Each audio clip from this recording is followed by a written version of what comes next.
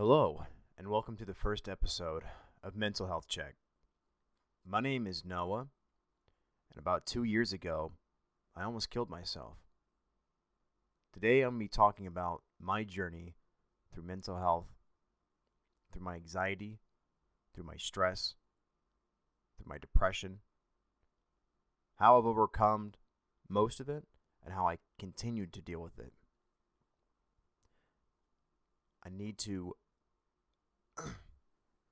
First, I need to inform you guys that one, I am not a professional. If you are having mental health issues or you're feeling suicidal, please seek guidance and professional help. I can only tell you so much, and I can only give you so much advice from my own personal experiences. But I am not a medical professional or a psychiatrist or anything of the sorts. I'm just a quote-unquote normal person that lives in America. But everyone has to go through their own mental issues. Mental health is a thing we don't really talk about in America. Well, I feel like all over the world. I've talked to people from all over the world, and no one really talks about it. We all talk about other things to distract us, but no one really talks about the real nitty-gritty when it comes to mental health. I'm not diagnosed with depression. I'm not diagnosed with bipolar. I'm not diagnosed with anything. Theoretically, I'm a completely normal person. But there are still a lot of things I've gone through. Like I said before, I almost killed myself. A few times, actually. I recently almost died. Not from suicide. It was a freak skateboarding accident. But regardless, I almost died, and that was something I'm still dealing with. It was about 2 months ago now that I almost died from my skateboarding accident. I'll talk more about that later, but on the mental health side, it was a lot for me to comprehend. I used to cut myself. I have never drank alcohol to get rid of the pain that I know of. I have a very strict drinking rule, and I'll get more into that later.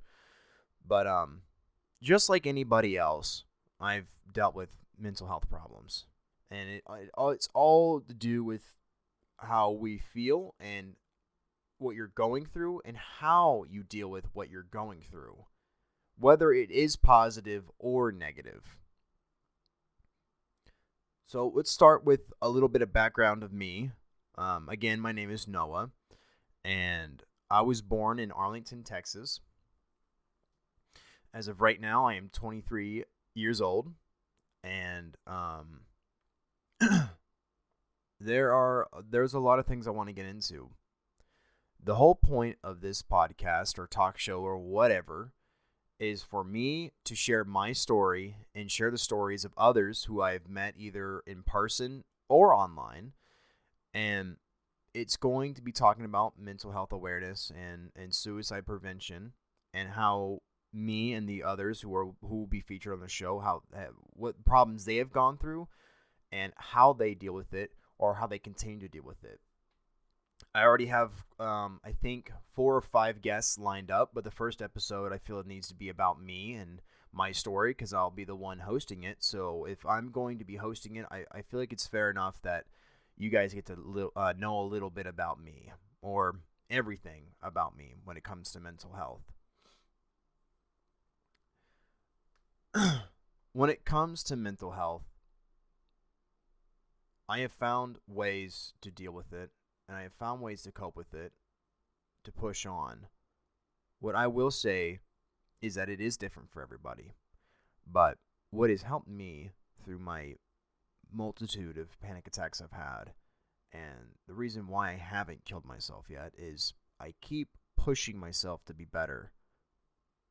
There is a quote I put on my Instagram, and I will show you a picture of it right now. It's this picture, and it says, "No matter how much pain I'm going through or stress I have, I will always find a way to smile through the pain and keep striving to be better. Be the best you. Take the risks and face the punishment. It's worth the struggle to be truly free. Do good in the world and die great." basically what that means is, even at my lowest lows, I know everything is going to be okay. So with all that said, I need to say one more thing, and then we'll jump into all the heavy stuff. One, this is extremely hard for me to talk about, but it is therapeutic in a way to get it out there and to finally accept it and move on. So that's why I'm doing this, and I'm hoping it's going to help anyone who is watching this. So if you are watching this, please watch all you can, and hopefully I can help in any way I can. So let's get right into it. We'll start off with my suicide attempt. About 2 years ago, I was living in Arlington, Texas, and if you don't know much about Arlington, it's not the greatest place, but not the worst place. You know, crime rate is meh. It's pretty bad, but it just depends on what part you live at and all that stuff. But I was in my first apartment with my roommate, who was a childhood friend of mine, and I was just got out of this relationship with this girl who I am still on really good terms with, and I won't talk bad about her, but she put me through hell. She is a much better person now, and I am very, very proud of her. But she at the time did put me through hell, and I didn't almost commit suicide because of her or because of anyone else. It was because of me. It was because of the life decisions I was making and where I was going in life, and I was just not happy at all. I barely passed high school. I tried to get into the Marine Corps. They wouldn't let me in. That's when I was 18. I'll talk more about that later. But that's what I wanted to do ever since I was in middle school, was serve my country essentially. So that didn't happen, and I wasn't doing anything. I started my first semester of college, and I wasn't doing that well in college, and I was a server at this restaurant, and I wasn't happy with my life. I wasn't happy with what I was doing, and I was miserable. I felt alone in the world. I felt like no one was really there for me, and I was just ready to end it all. I do have a very strict drinking rule because everyone on my mom's side of my family is dead because of alcohol and drugs and all sorts of stuff. So when it comes to drinking, my rule is I don't drink to feel better. I drink to feel even better. So what that means is I don't drink when I'm sad, and I don't drink to escape the pain, to escape reality. That's how you become an alcoholic, and that's how you die from alcohol. So I think this one night I was okay, I was doing okay, but I started drinking, and then I got really sad, and I kept drinking. That's where I messed up, and I grabbed my handgun, a Smith & Wesson M&P Shield. It's 9mm, and I put it to my brain. I put it to my head, and there was one in the chamber. There was a bullet in the chamber, and I was just squeezing on the trigger, hoping that I would squeeze it a little too hard and I wouldn't be here anymore and I wouldn't feel the pain I was going through. But I didn't. And I'm really glad I didn't. That was about 2 years ago now.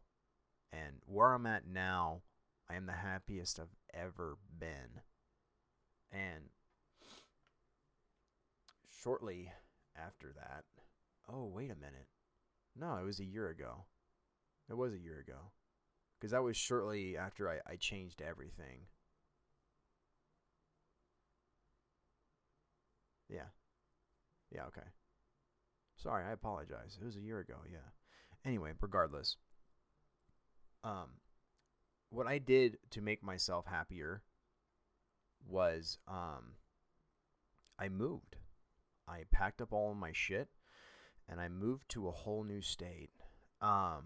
All because I met this dude on a video game, an Arma 3, and we met about 4 or 5 years ago now, and we started talking every day and becoming best pals. And about 3 years ago, I visited him in person for the first time, and it went really awesome. And then, I didn't get in the Marine Corps. Me and my girlfriend at the time, we broke up. All these things happened, and I was just miserable. And I wanted a fresh start. I wanted a whole new life. I wanted to pursue the things I've always wanted to pursue. I wanted to get into the hobbies I've always wanted to do that I've never done, only because I've just haven't. I wanted to get into photography, into videography. I wanted to start skating again, which did almost kill me, but I'll talk about that later. But I wanted to do all these things, so I packed up all my shit. I planned it out first, and I just moved. I moved to a whole new state. I now live in Tennessee, and it's been actually it's 1:26 in the morning, so it's officially June 1st. So it is officially my 1 year anniversary in Tennessee. Wow. And I haven't regretted it. It was the best decision of my life. I I am so much happier now because I finally started doing the things that I've always wanted to do. And um I don't know if I'll ever go back. I don't know if I'll ever move back to Texas because I don't see a point to. Even though technically I haven't advanced when it comes to career wise. Like right now I'm a bartender. Even though I haven't advanced career wise that much, I have a little bit, but not that much. I'm still the happiest I've ever been. The people I've met here, the stories I've been told, uh, just the experiences I've had is incredible. And that's how I've gotten over that suicide, that suicidal tendency, that suicidal feeling, that wanting to not be here anymore. And that's what I recommend for any of you who are feeling suicidal, what you need to strive for. You need to start making changes in your life.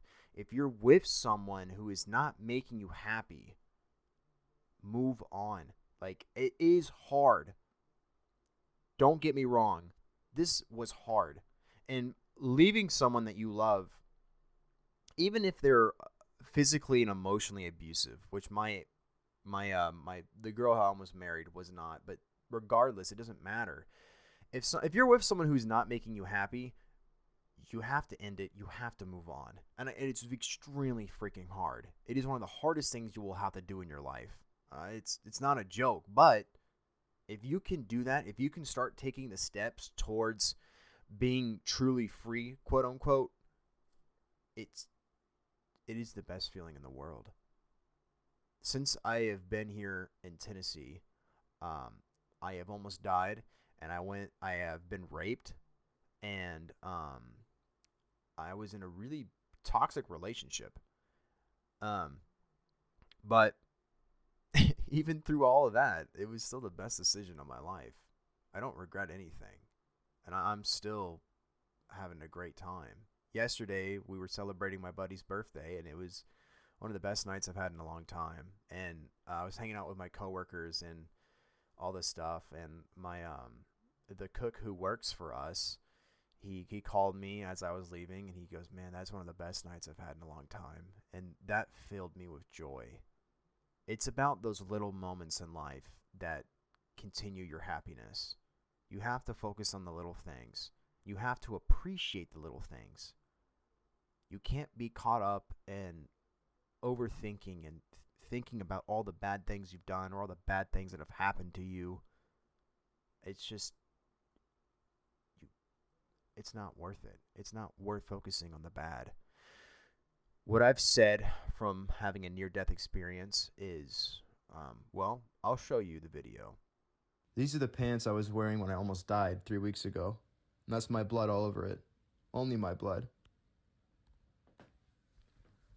What happened 3 weeks ago was a tragedy.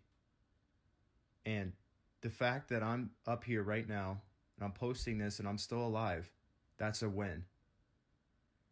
Life for me is about learning from the tragedies, but only focusing on the wins. This, what happened to me, will not be relevant in a year. It'll just be a funny, interesting story to tell. It sucks, and it was painful, but I am still alive, and that's a win. Do not focus on the tragedies in life. Only focus on the wins, and you'll be a much happier and better person for it. Be smart, be happy, and be healthy. God bless you guys. Learn from the tragedies, but focus on the wins. Now, I hope that makes sense, but yeah, I mean it.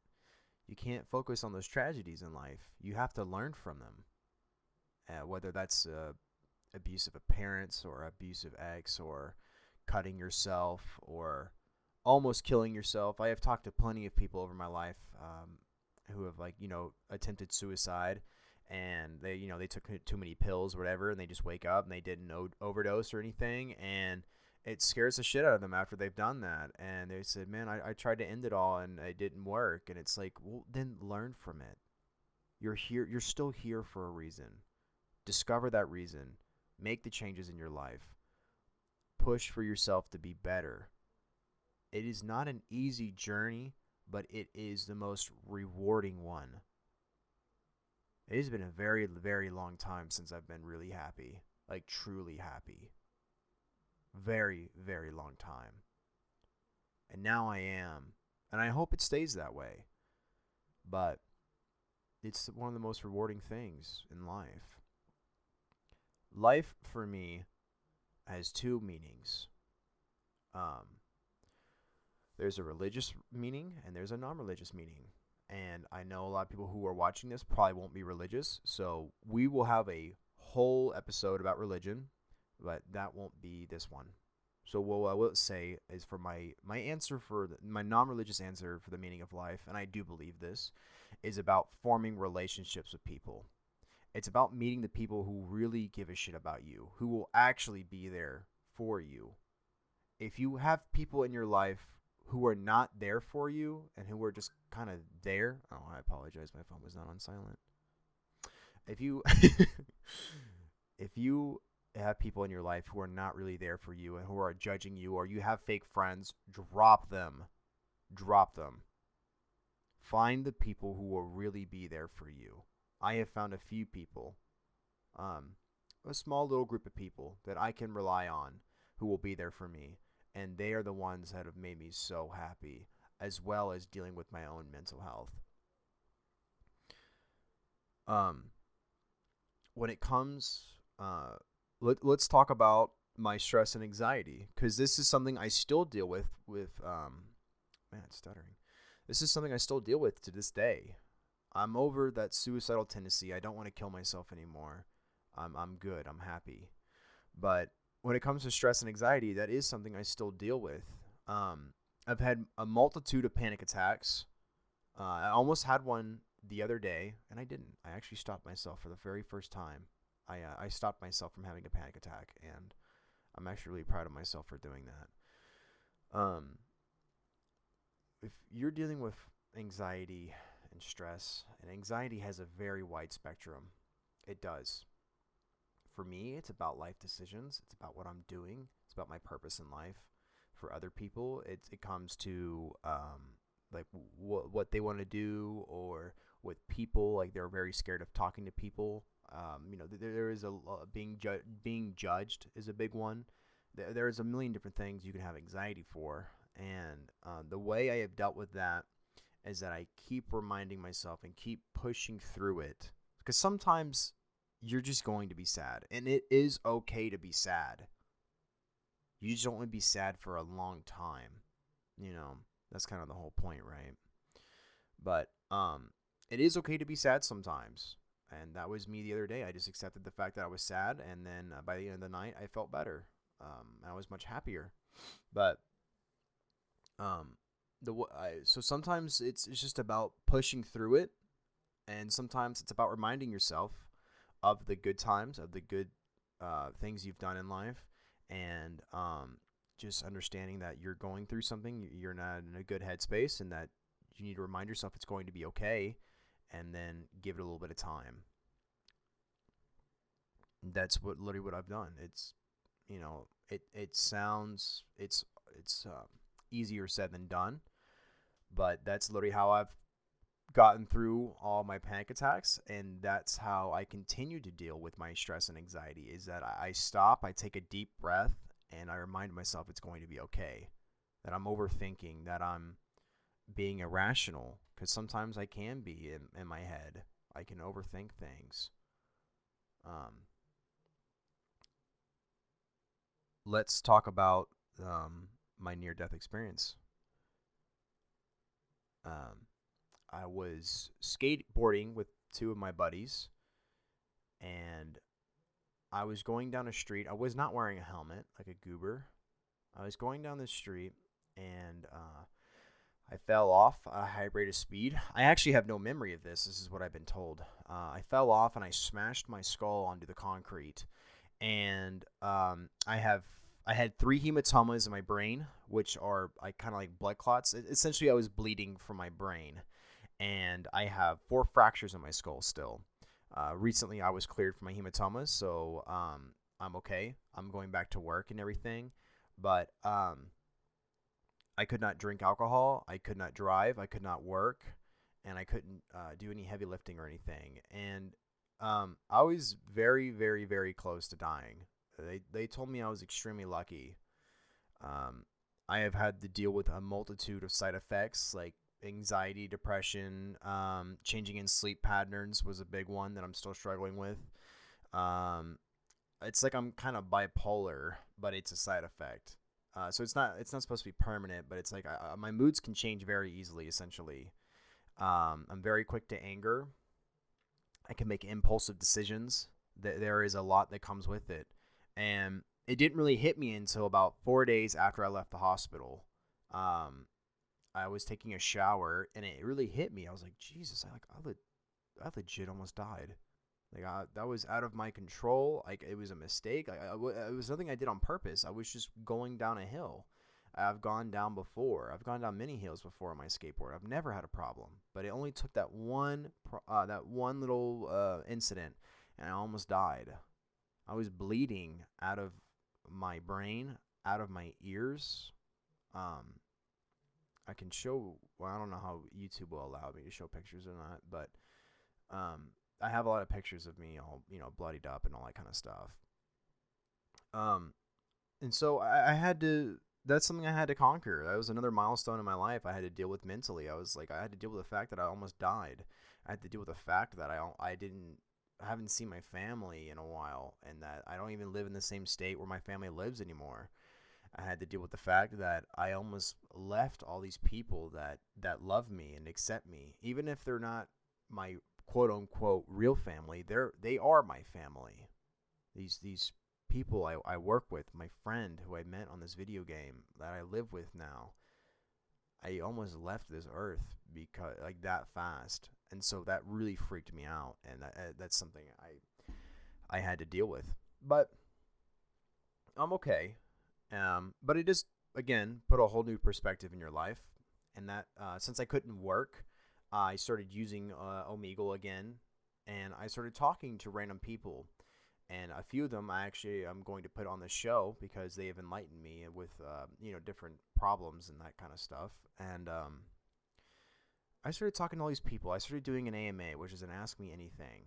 And I actually do plan on continuing to do it and uploading it on this channel and showing you just random strangers' experiences with mental health and what they're going through and how they're going through it. I'm going to get their permission and all that kind of stuff. Don't worry. But I've had so many people tell me, they're like, "Do you have a show? What's your YouTube channel?" I'm like, I don't. I just do this for fun. And I had so many people tell me I need to make a show about this or make a channel, do something. And so I had enough people telling me to do it, so this is where I'm at. I've met tons of cool people. I've had deep conversations with complete random strangers on the internet. And it's cool the kind of people you can meet, the struggles they've gone through. Like, you meet people of all different ages. And it's just, it blows my mind. I think it's so beautiful that you can just have a deep, personal conversation with someone you've never met before, and it can change your life forever.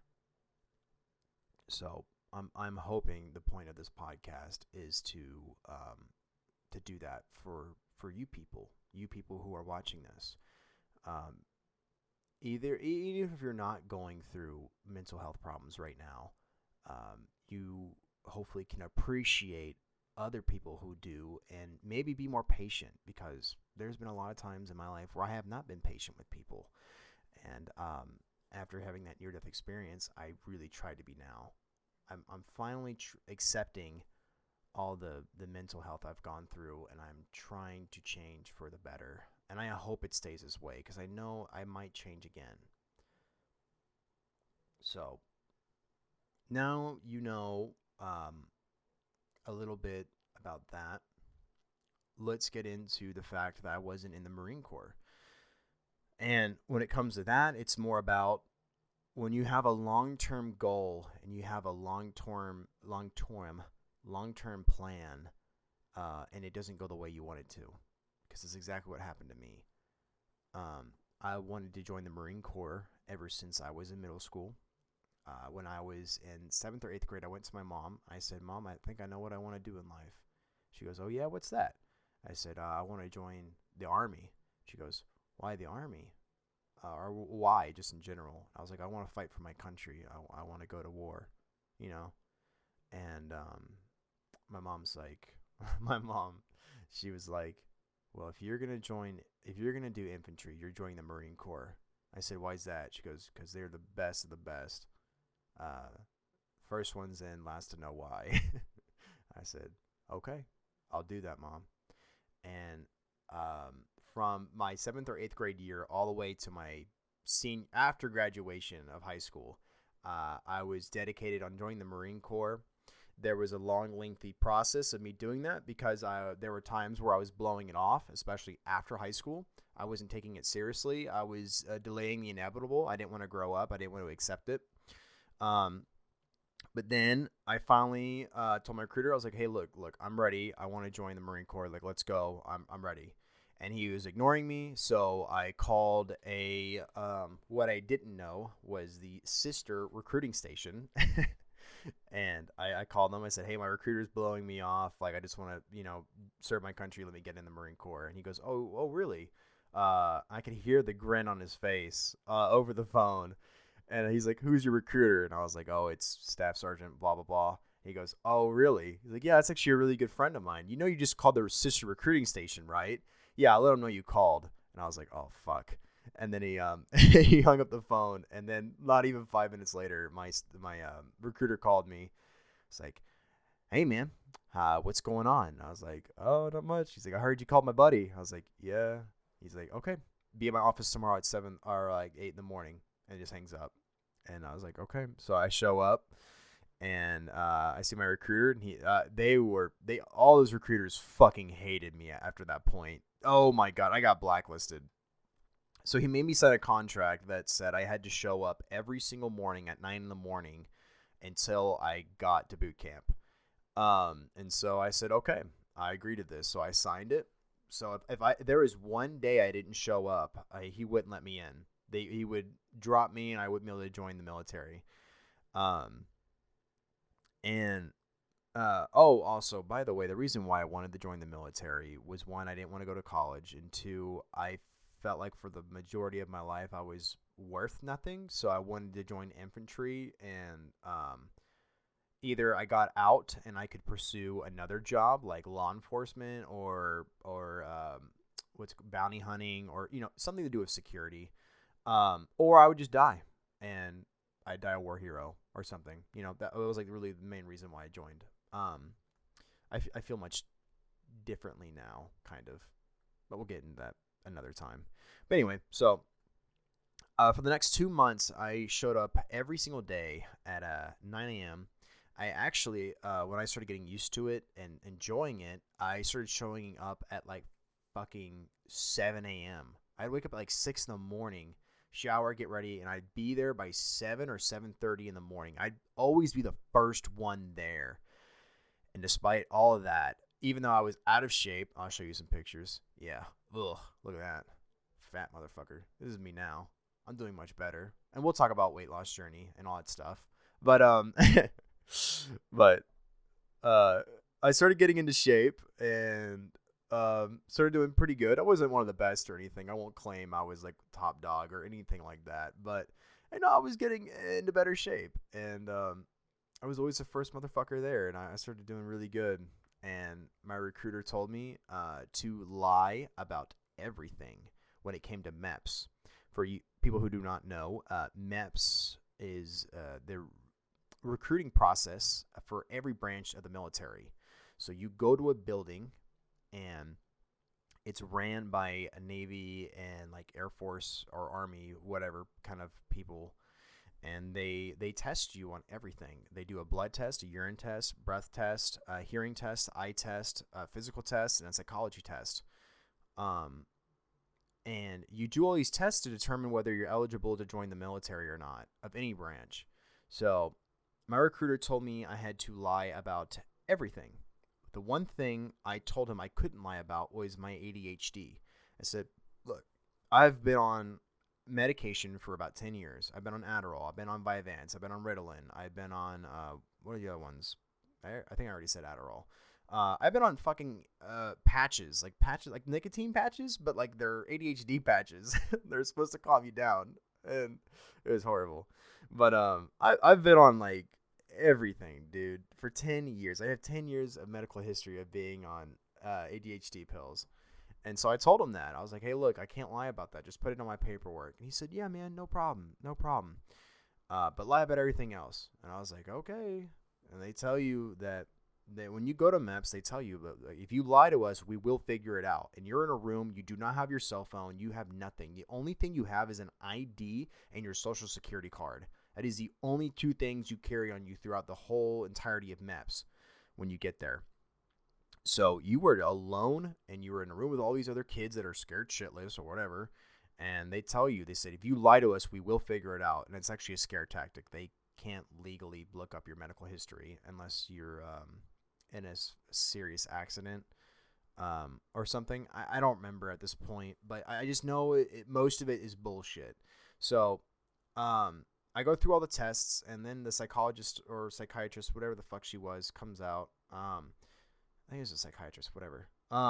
She comes out and goes, hey, have you talked to me yet? I said, nope. She goes, okay, come here. And so she proceeds to ask me all these questions. Have you ever done self-harm? And I'm like, no. I clearly have. Well, not clearly. I didn't leave any marks, but whatever. I have, but I was like, nope. She's like, did your parents' divorce affect you in any way? I was like, nope. Lied about that. And then, she asked me all these questions, and I lied about all of them. And then she finally asked me about, have you ever had ADHD? And I, me being 18 years old and stupid, I thought it was in my paperwork because I told him to put it on my paperwork. And I said, yeah, I had ADHD. I said, I've been off medication for 5 years now, though. I stopped taking it when I was a freshman in high school. So, I've been off medication for 5 years. I'm fine. I graduated high school. And she goes, oh, well, that's not in your paperwork. I was like, what? What do you mean? She's like, well, you won't be swearing in today. So I go and call my recruiter. I get out and I get my phone and I call my recruiter. And I was like, hey, I told the lady I had ADHD. He just starts screaming at me. He's like, what the fuck, dude? What the fuck? I fucking told you to lie about everything. I said, I thought you put it on my paperwork. I told you to put it on my paperwork. And he was just pissed at me, and he's like, okay, fucking stand by. I'll call you tomorrow, and just hangs up. And so I had to fucking call my mom. I didn't have my license at that point because I was a dipshit. So I had to call my mom. She had to come pick me up and everything. And it rocked my world. And so I went back to the recruiting office, and I said, what can I do about this? And they said, look, you're kind of fucked, but this is what you can probably do. Go to a psychiatrist and get cleared. Go to your pediatrician, my doctor as I was a child, the one who put me on all the medication, get cleared from her, get cleared from everyone, and then prove you don't have it, and then you can submit the paperwork, and then maybe they'll let you in. I said, okay. So my mom paid $200 for a psychiatrist, and she proved in 3 different tests that I do not have ADHD anymore, which I kind of do. I'm not going to lie. I have like ADD now. But anyway, I'm functioning enough to not have it. That's kind of the whole point. So She proved in 3 different ways that I do not have it. I went to my pediatrician, got a handwritten note from her saying I'm officially unprescribing him off of any medication that involves ADHD. He is 100% clear. He is fine. And then I got something else. I forgot what the third thing was. But we submitted that to MEPS, and they reviewed it. And then about a few weeks later, they sent me a letter saying, stop submitting paperwork. Essentially, they were saying, we don't give a fuck off, and never submit paperwork to us again. You are disqualified from every single branch of the U.S. military. You cannot join any U.S. military branch. And that killed me, because all I wanted to do was serve my country, and they wouldn't let me in all because I had fucking ADHD, or I had ADHD as a kid. That has nothing to do with anything. That is utterly fucking stupid. I think I got blacklisted all because I went behind my recruiter's back and tried to get a new recruiter because he was blowing me off, which, to be fair, I was blowing him off. But regardless, I got blacklisted. I got fucked over, and I never got to join the military because of it. So what was that like? As someone who wanted to join ever since middle school and was planning on it, that was like my one and only plan, was to get into the military growing up. I even fucking did ROTC for 3 years. Oh god, fucking ROTC, Jesus, shit was fucking stupid, but it was I have mixed emotions about it. But so what was that like? One, it was scary, because I was like, what the fuck am I going to do now? I don't believe in myself. I don't believe I can do anything else. I don't think I can get an office job. Actually, I would blow my brains out if I had an office job. I just personally can't do it. I want to be out. I want to have adventures. I don't want to be stuck behind a desk all day. So I didn't believe I could get a nice paying job. I didn't believe I could get into anything I wanted to without joining the military first. So it was scary. And then it was depressing, because it was like, what the fuck am I doing in life? Like, where can I finally have a win? I'm just constantly losing in life. I'm failing school. I'm losing girlfriends. I've never had a long-term relationship.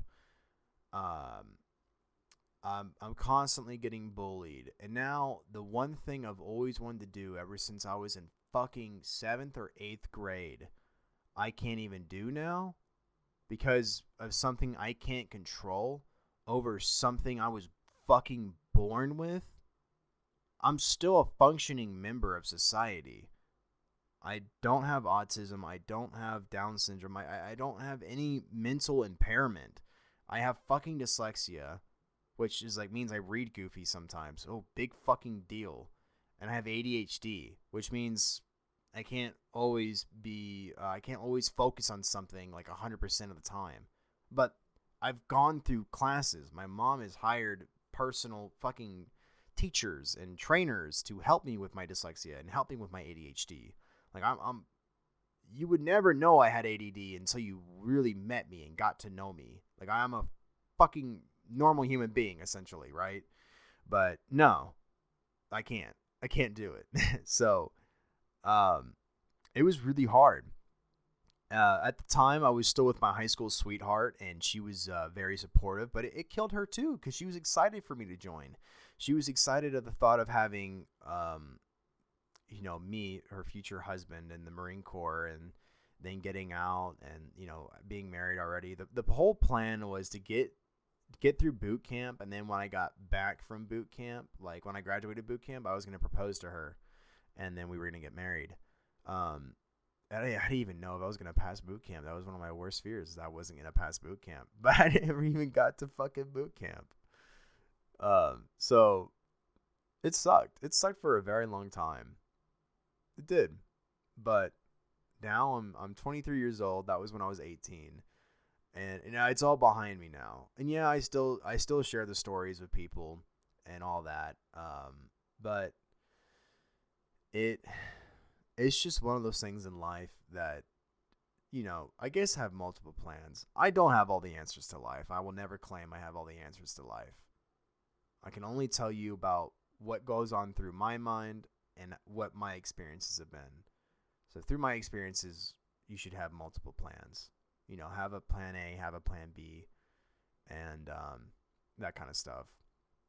Right now, I'm currently pursuing to join law enforcement. And when it comes to mental health on that, that's a whole different thing. Because in our time in 2021, people fucking hate cops. They do. I know there are some bad apples in the cops, but I don't think for a second that every single cop is bad.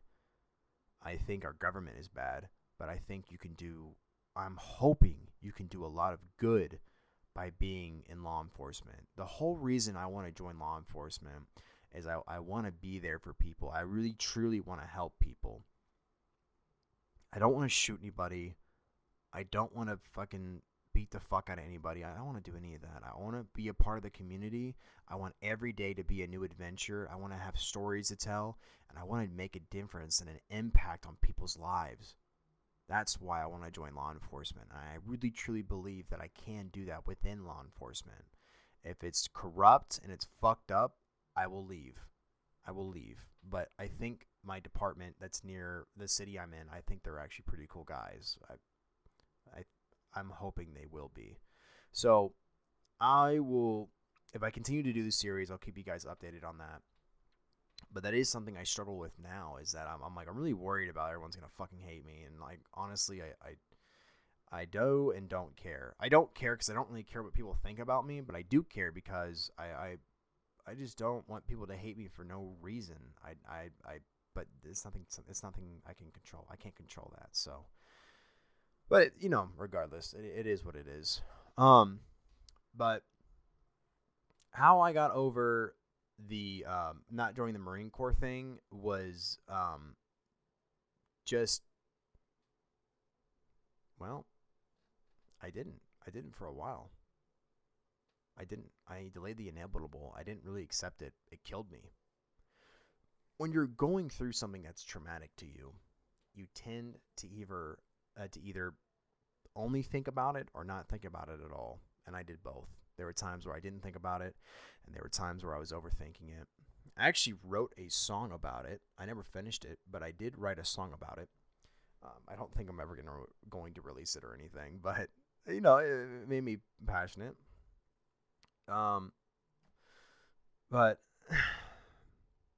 after time, it's just, I've gotten over it over time. There are some things that you will not get over time, you know, or you will get over time. Good Lord, if that makes any sense. You will get over it eventually is what I'm trying to say, right? But yeah, it sucks. There are things in life that suck, and there are things in life that you're just going to have to deal with. When it comes to my first love and my high school sweetheart, I'm not going to say her name for her privacy, but let's refer to her as Flower. Flower was a girl I had a crush on for 2 years before ever speaking to her, and I finally started to start speaking to her, and long story short, we hit it off, and we stayed together for a while. We had very, very minor issues in our relationship. We broke up once, and then when we got back together, we fixed those issues, and then up until we broke up the second time, we were actually really happy. I was just going through a lot of shit, and there is a deeper story I will not be talking about, at least in this episode. I'll do a whole episode on relationships and what that's all like and how to get through it. But I broke up with her a second time, and I went through one of my lowest lows. That was probably the most depressed I ever was in my life, besides the time I almost killed myself. So I don't have enough time in this episode to get into all of that, but I will be doing an episode about it. But again, like I've been saying, it will be okay, because now I am okay. And me and that girl, Flower, we're on good terms. I just talked to her today. Literally, just talked to her today. We had a good talk, and we talk every once in a while, but it's good. It's okay now, because that's how life is. It's rough sometimes, but it's going to be okay. Um, so that's enough about. I think that's enough for this episode. You know a little bit about me now, and you will continue to know more about me the more episodes I do. So, I'm sorry if none of this made sense. I hope it did, but I just kind of wanted to tell you guys a little bit about me and what I've gone through, and a little bit of how I dealt with it. But future episodes will be going in more depth with everything. I have a few episodes lined up. I won't get into it now, but please stay tuned. Again, my name is Noah. Thank you guys for tuning in if you did, and I hope you have a wonderful and great day. Do good and die great.